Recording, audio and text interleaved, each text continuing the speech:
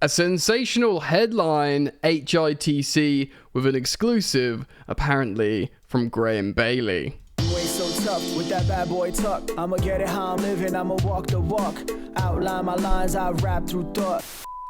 Yes, friends, what's going on? Welcome to Yannick After Dark. That's right, at the desk for a Chelsea news video, I guess. It's late, and I saw this article, and I wanted to talk about it. So I guess here, more in a relaxed format, hitting the desk there. So welcome back to Football Therapy. I hope you're doing well. This is an article from a chap called Graham Bailey, a journalist, reporter. Many of you may have heard of him. He's written an article on hitc.com. Exclusive, some Chelsea players tell club owners they want Mauricio Pochettino replaced at the end of the season. So we are going to talk about that. We'll go through the article a little bit. I don't think it'll be too long a read. We will reflect on if we think this is true. I mean, off the bat, regardless to, agents making players buy into the project, when we are where we are, I imagine a lot of the players wouldn't be happy, and maybe there are some who would prefer if there's a change of coaching staff. I mean, to be honest, it would be peculiar if 100% of the squad was on board regardless. I do get a feeling the players like Pochettino, but you just wouldn't be surprised if when you're in the bottom half of the Premier League table in April, that some players were coming at, understood that would be tricky, but they probably thought, Chelsea. I'm coming to Chelsea. I'm going to SW6 to these recent Champions League winners to cook. We'll talk about that. I also do want to, think of, is there a solution with a change of manager? Because many people, and credit to them as well, I've been sort of perusing social media, and there are people saying, look, stick with Pochettino. I respect all opinions. I respect all opinions when they're not being aggressive, sensational, and emotional. I understand those opinions, but I'm not going to listen to them. When people truly think about their football club that they love and stuff, and they come with a decision, whatever that is, they're entitled to it, that opinion. As long as they don't just do sensationalism for the sake of it in terms of being angry or overly assertive or whatever. So yes, look, man, I said recently on the channel as well, Andy Brassel, European football expert, out of the Chelsea sphere, said Chelsea would be insane to get rid of Pochettino because he's sort of looking at everything from an external perspective, the whole situation, and saying, yeah, he's the right guy and whatever. I broke a little bit after the game, maybe more than people expected me to. Guys, I'm like you, I'm a massive Chelsea fan. I don't know if I feel a responsibility to try and be positive. I'm not sure I do, but I am generally quite positive. But I'm realistic as well. I try and employ a level of stoicism with Chelsea because, firstly, I'm 35 years old. I'm not a 14-year-old Twitter kid. Do you know what I mean? I'm a grown up. I'd like to think anyway. And also, it's just the thing is, I was gonna say it's not worth getting burnt out or burnt out over, but the thing is I do get really upset and angry, and not only am I a massive Chelsea fan, it's my job, and the reason why I've got a job is because I'm a passionate Chelsea fan, so as in the reason why I've got a job in this industry. But it sucks doubly. Ask any content creator, ask Eunice, Nini, George, all the others, Matisse. When you've got to talk about how bad we are, do you know what I mean? And just reflect on it. There was back in the day, I'd go and watch Chelsea at Stamford Bridge, or I'd watch it in a pub. Back when I had a much faster metabolism, I spent much more time in the pub because I could drink beers without getting fat. You just drink a beer and forget about it and moan a bit with your mates, and that's it. But now my whole sort of career and life musings have to go into it. So anyway, I was really upset after that Burnley, I say defeat, but it was a draw, right? And I was just done, again, I've never been in love with Pochettino, but I was just again, let's stop thinking. I mean, look, I don't think we should sack him right now. I just don't think it's going to achieve anything. I said that. I said in some theoretical wonder world, if Mourinho just teleported in for a few games to just make us good without the ball until the end of the season, but that would never happen. And I don't want Chelsea to hire Jose Mourinho generally.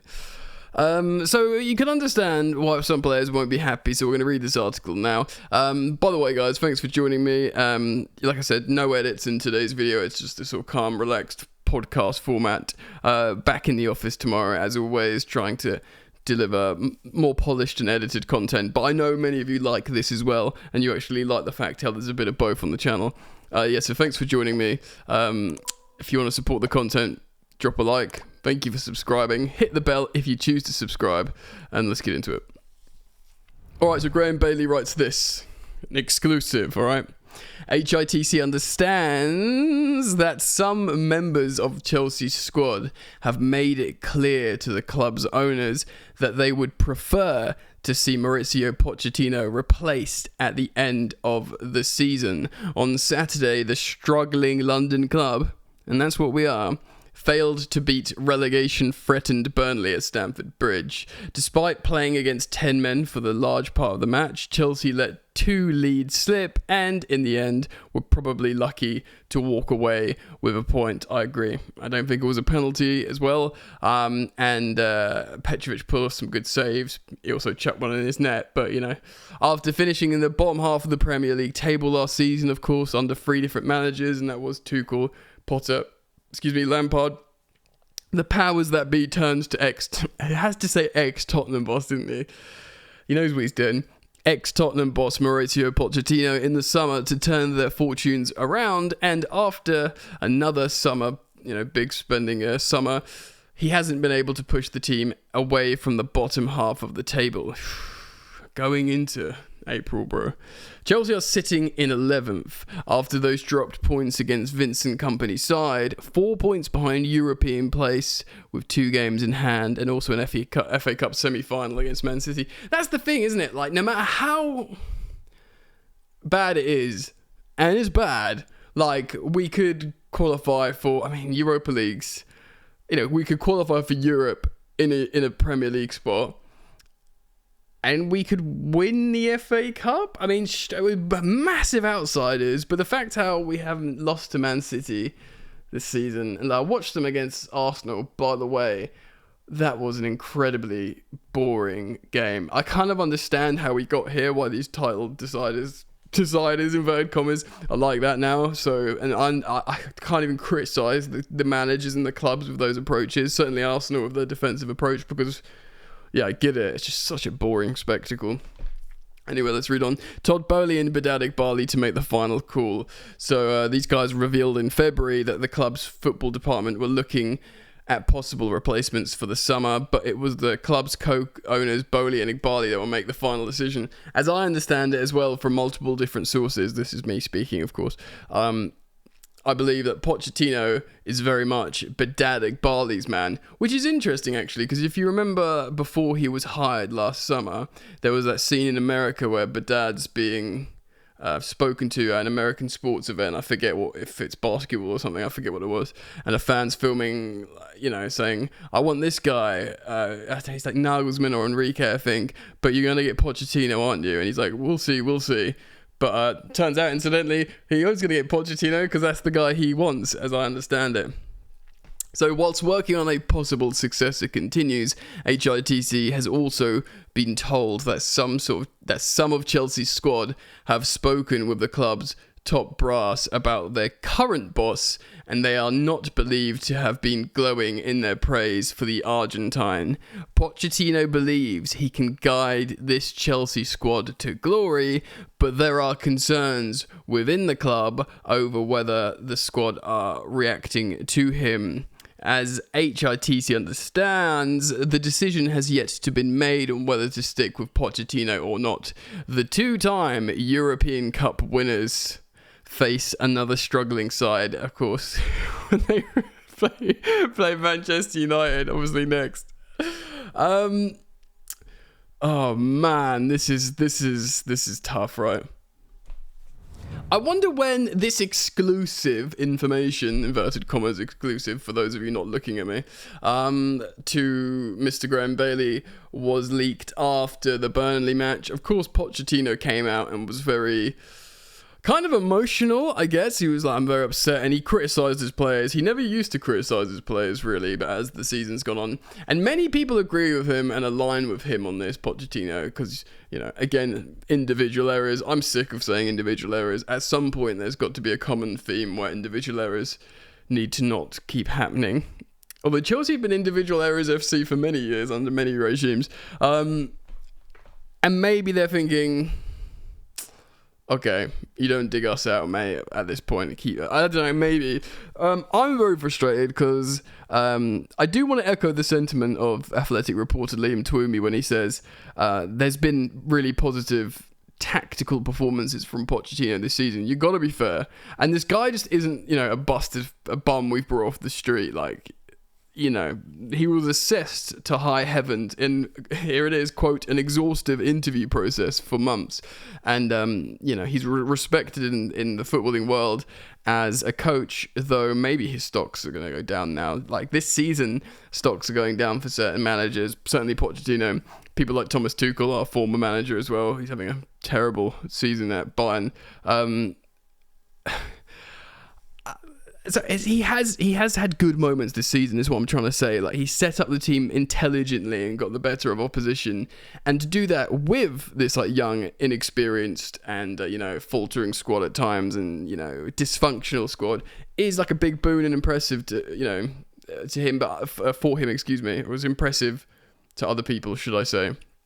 The thing for me is how poor we are without the ball. Now, he didn't bring in, for example, that Burnley game, he didn't bring in like academy players. He had Badia Shiel, who's been with us for a year and a few months. Disasi, who's a senior player. He's 26 years old.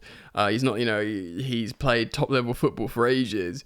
If you look to the players that we put out on the pitch at home, again against 10-man Burnley, there's this just immaturity that it's just palpable, and the space between the lines, but how undisciplined they are about the ball. It just looks like a really uncoached side. I want to be balanced. It hasn't all been bad. I think up until recently, Conor Gallagher was excellent. I think Malo Gusto, look, Pochettino is synonymous with coaching fullbacks well. Rose, Walker, Davies, and the other guy. He's been good at coaching fullbacks. Gusto's been excellent under him. He's being coached as the advanced fullback. I think Palmer is been. Obviously he's been given freedom. There has to be some coaching there. Palmer's a big fan of Mauricio Pochettino, probably because he plays him all the time and he's scoring. And in his current iteration of Chelsea, he's just the man and scoring and assisting a lot. So for his own personal reasons, he's probably like, well, it's going pretty well. I want to win trophies, but I'm getting my numbers up here. So and he's gone on record, Palmer, to express how much he thinks Poch is good and how much he likes Poch, so it kind of makes sense. And of course Pochettino compared Cole Palmer to and how Di Maria as well, of course, another Argentinian and stuff. So there's that. There probably is developmental stuff there with Cole Palmer and coaching that would have been, you got to be fair, it's good.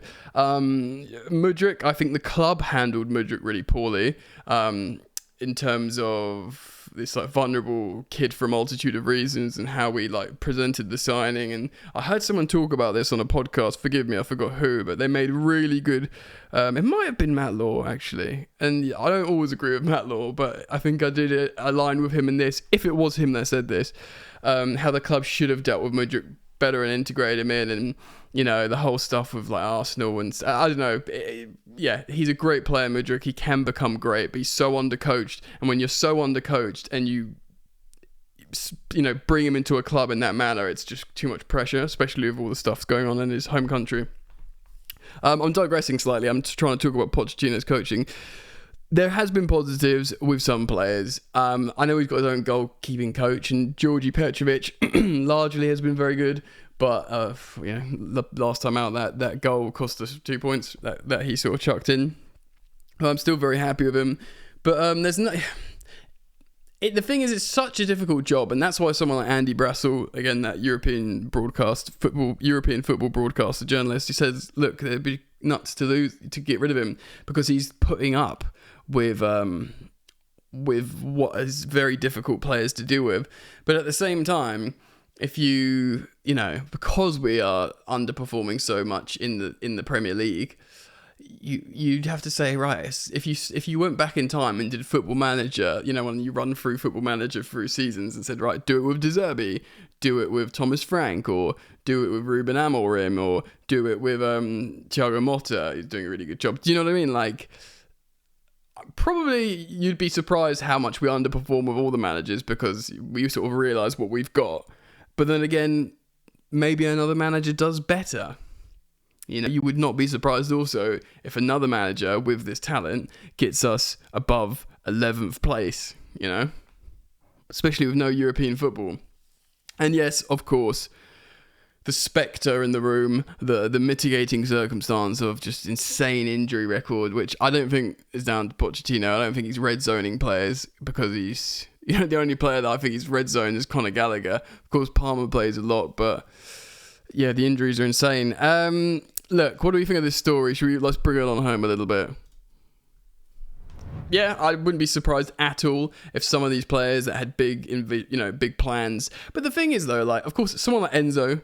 Okay, I'm not saying these players have said anything. I'm not going to say one way or another. I know Enzo's his countryman, but Enzo did win the World Cup, so he's won big. Loads of big teams are after him, and he was playing really well in the Champions League when we bought him. So he's like sort of tasted high quality glory. Someone like Caicedo is like humble beginnings, and yes, he was trending massively, and Liverpool put £111 million down for him, so he knew he was good. But it's not like he was winning loads of trophies. He was playing for Brighton, so he's probably just happy to develop with the team. Sterling's happy to just be in London earning 300k a week, I think. But maybe I don't know. Maybe Sterling's unhappy with him. Do you know what I mean? There's certain players that you feel like wouldn't say anything, and that's the one starting every week, like Cole Palmer. I don't think Gusto would be necessarily unhappy with him. I don't think Jackson would be. He stuck with Jackson massively and defended him publicly. But I do wonder if maybe like high-profile players like Enzo, because there had been stories about him before. I mean, had he been a bit younger and a couple of years younger, you'd say maybe Thiago Silva, but he's going to be gone, and in the summer anyway. So you do wonder, don't you? So if this story is true, again, I never present news that I know. I always react to news stories. If it is true, you sort of wonder who it could be. Yeah, so let me know, speculate, guess what. Let me know who you think it could be in the comments. But if it's true, who knows? Maybe they changed their minds, but it wouldn't surprise you at all that 11th place Chelsea has some playing staff that have spoken to the hierarchy and said, this isn't working, we need a change. And in terms of being disciplined without the ball, I don't think we should get him back, personally, because again, I don't think it aligns with, unless he completely has an exhaustive interview process and agrees to the project and what they're trying to do, which he wouldn't do. But in terms of being good about the ball, Antonio Conte, man, he would look at this Chelsea team. He has fond of, I know he sued Conte sued Chelsea. He did. It was the previous regime, obviously, so he might feel like reset with Blue Co. But he would look at this iteration of Chelsea and be disgusted. More than Mourinho. Mourinho's kind of changed over the years. His teams did concede goals and whatever. But Conte would watch each game that Chelsea play and be horrified. Spaces between the lines, how undisciplined off the ball, without the ball we are. And he would be like, that is just an absolute shocker. And if Conte was your manager, you'd behave, wouldn't you? Anyway, let me know what you think. We're at the end of the month now, so we're going into April. If you're not part of the family yet, do subscribe to Football Therapy. You can become a member as well for exclusive sort of Q&A videos. And see you back here soon, hopefully, friends. Peace.